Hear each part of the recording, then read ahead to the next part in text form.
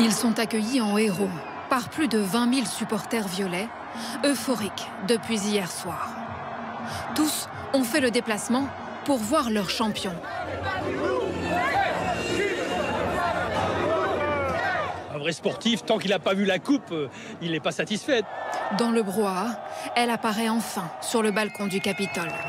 L'image est historique, tout comme la victoire contre le FC Nantes. Pour Toulouse, c'est le premier trophée en Coupe de France depuis 66 ans. Je crois que c'est très petit, c'est la dernière fois qu'ils l'ont gagné. Enfin, celle-là, ils l'ont bien gagné. Des fans impatients, arrivés très tôt dans l'après-midi. Les plus motivés étaient au Stade de France hier soir. De la capitale au Capitole, il n'y a qu'un cri de joie. Je viens de rentrer à peine là, j'ai fait 6 heures de route et voilà. Je suis là pour encore les voir et les remercier pour ce qu'ils ont fait. On est parti à 8 h ce matin, on n'a pas trop dormi. On est parti dans la nuit pour aller voir le match, on est revenu dans la nuit, c'était assez intense. À Toulouse, ça fait bientôt 24 heures que la fête a commencé sur le parvis du Capitole.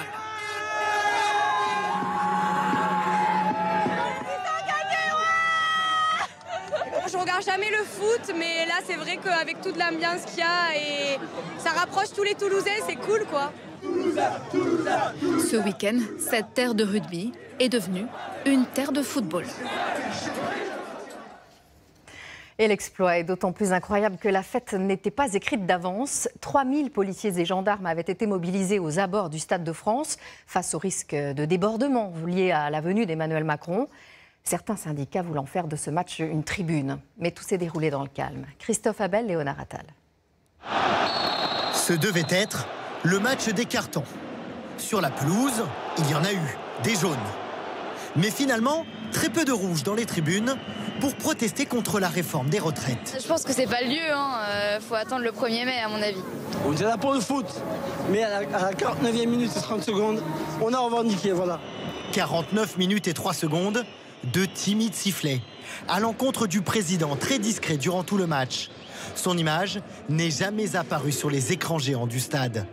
Je suis pas là pour siffler d'autres choses qu'un joueur qui me plaît pas ou une action qui me plaît pas. Loin du public, Emmanuel Macron a salué les finalistes dans les vestiaires et non sur la pelouse comme l'année dernière. Bon match.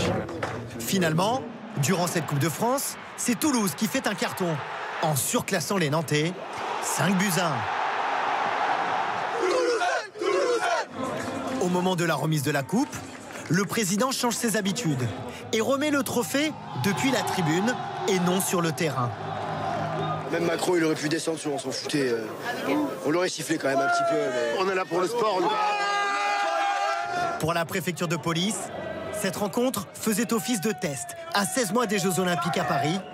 Rien n'est venu perturber l'événement. Bravo parce que vous le méritez. Merci. Ah, il le mérite. Des supporters fair-play, des scènes de joie autour du stade, de l'émotion dans les gradins, jusqu'à l'euphorie du vestiaire. Hier soir à Saint-Denis, c'était bien la fête du football.